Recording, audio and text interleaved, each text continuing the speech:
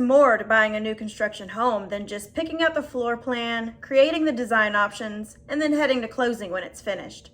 Let's talk about that.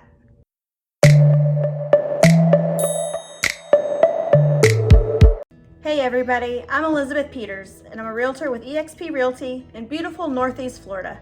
As much as I love historic homes, I do enjoy the process of seeing a home built from the ground up, and I know a lot of buyers agree. So where should you start when purchasing a new construction home? Work with your own realtor once you've established you'd like to purchase a new construction home instead of a resale. I strongly recommend doing it with your own representation. Realtors assist buyers in the new construction process all the time. There are several reasons why you should too, but most importantly, the builder's sales representatives are employees of the builder. Their only responsibility is to work in the best interest of their employer, not the buyer. Hiring an agent who's experienced in new construction means you'll have a mediator in case things go wrong during the building process. This will save you a lot of money and additional stress. Already have a realtor in place before you visit the model home. If you decide to walk in without your realtor, let the sales representative know immediately that you already have somebody representing you. You can leave your realtor's information with them, and if you decide to register, make sure you write your realtor's name down. There are some builders who will not allow you to work with a realtor if you forget to include them once registration has taken place. You might put yourself in a situation where your right to be represented will be waived. It's critical that you let them know up front. The sales reps are usually really nice. Just be careful not to feel like you have to act now. There's no need to feel nervous about them turning you away for wanting to work with a realtor. Good builders encourage realtors to participate. But if you feel more comfortable, you can have your realtor call ahead and you should be good to go. Understanding different costs associated with new construction. Buying a brand new house is just as complex as a resale. Sometimes you might look at prices advertised online and think it's well within your price range. But what they don't show you is those are the base prices you're seeing.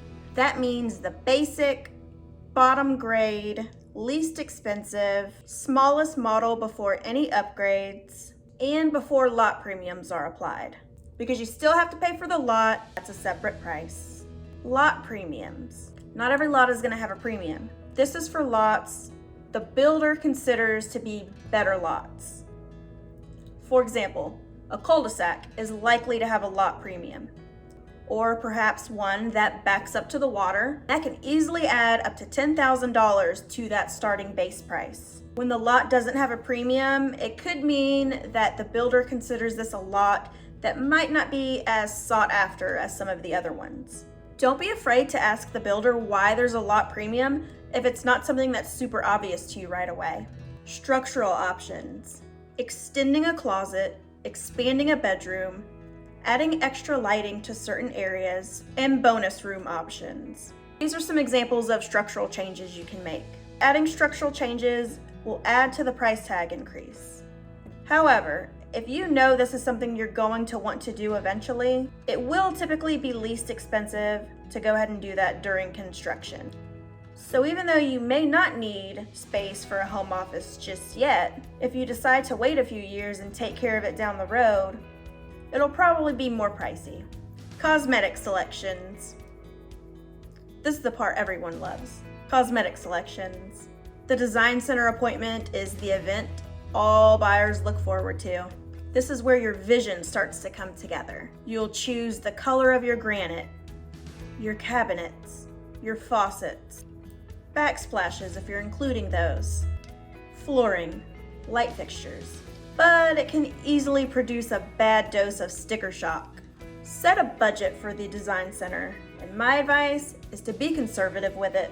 For cosmetic selections, a lot of the builder upgrades can just be done at a later time for a much lower cost. Feature by feature comparison. Pricing structures are different with each builder. Don't just focus on the base prices of the homes, but what features will be included. For example, pricing may be similar for two different homes with similar floor plans. Maybe one has vinyl countertops and the other one has granite as the standard.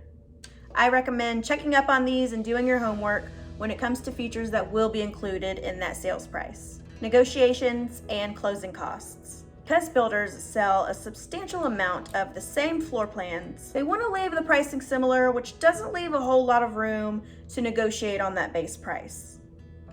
They are aware that eventually somebody will want to pay money for their product. So there is nothing indicating that they would even need to accept an offer below base price. Every builder is different, and it is going to depend on the state of the market, but ask your agent to ask for a credit for the design center. If you don't ask, the answer is always no, right? Something that's very common is when the builder requests that you use their preferred lender. Have your realtor walk you through this to help you understand the different outcomes. Allow yourself to connect with different lenders to compare and contrast what the builder's lender is offering. If the buyer does use the builder's preferred lender, the buyer then receives a credit toward closing. The catch to that is sometimes the seller's traditional closing costs are then pushed off to the buyer side for payment. So yes, you would receive a credit, but it could just potentially be you paying more closing costs than what you bargained for. So definitely get the builder's quote. But my advice is to also connect with independent mortgage brokers to see what they can also offer you. Perhaps a better rate, perhaps better closing costs. Just do your research. Every builder is going to have something that is slightly different from the others. Some builders may not even show you what they're offering until they get you into that design selection meeting. So definitely do all your research, have a plan, and already know the things you want prior to this meeting. Home inspections. Yes, you do still need a home inspection just before closing, even though it's a brand new home, as well as a pre-drywall walkthrough. It's just better to check beforehand if things are functioning properly. This operates the same way purchasing a resale operates. You hire a home inspector, get a report the next day, and then hand that off to the builder. Some buyers think it's a waste of money to order a home inspection prior to closing because the builder's already giving you a home warranty.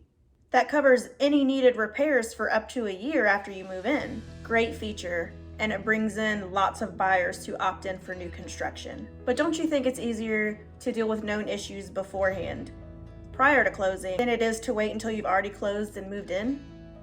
I simply can't recommend the pre-closing home inspection enough.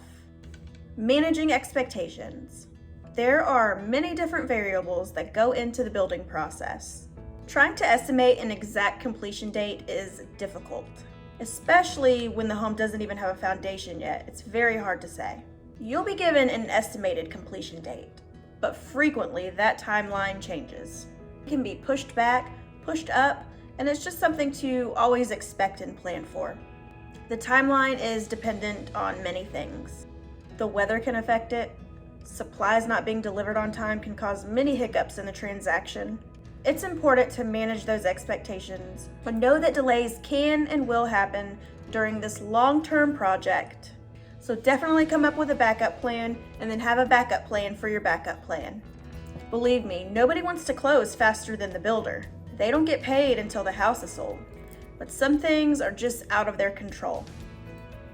I hope this information was helpful to anyone interested in purchasing a new construction home. If you're looking to buy new construction in Northeast Florida, give me a call and allow me to help you.